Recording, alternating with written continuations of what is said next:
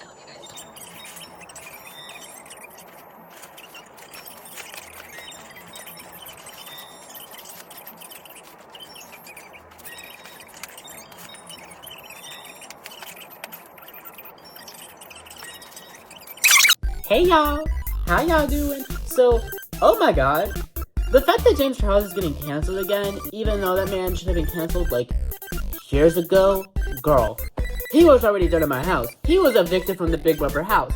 He was dropped in acid water and put on a timer for criticism. He was placed on trial. Still, he's dead. He's still dead. Usually I would cover the apology that James Charles had put out at some point, but I don't want to do that because I don't want to give someone that platform. And also, this is going to affect his career. This isn't going to affect his career because he's a privileged white man. So,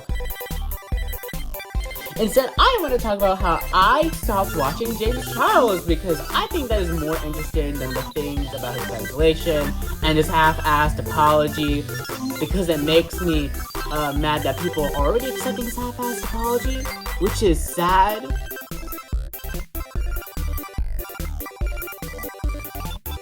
Because the whole cancellation makes me icky, and honestly, I don't like James as a person because of what he's done to a lot of people, and also there are some clips that make me want to vomit extensively. So let me give y'all my take. So I watched his content when I was about 12 years old, and I liked it. His content made me feel seen as a closeted gay boy who didn't realize I was gay. I missed being happy. Seeing people support James' palette made me feel so seen because it showed that society was progressing, becoming more progressive. Yeah. And then May 2018 happened, and that's when Dramageddon happened. That made me question a lot of things. My first thought, it was about just the gummy bears, and then looking more into it, no, it wasn't. It was actually a lot worse shit than I found out. I'm glad Lil Me did not have to watch the video, because frankly, it would have traumatized me. And then Shane Dawson and Jeffree Star are a part of this, and it's like, girl, wow. Basically, Shane and Jeffree organized this drama, which is why many people were pissed at them rather than, James at the time, because Shane and Dawson and Jeffree Star were in their 30s, and James was in his early 20s.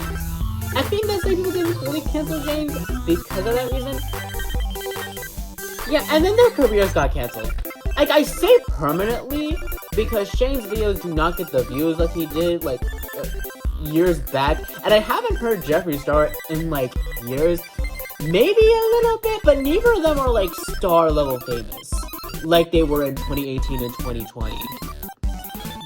And then James Charles was proven to be a predator, and that made me unsubscribe and never watch his content again, because what the fuck?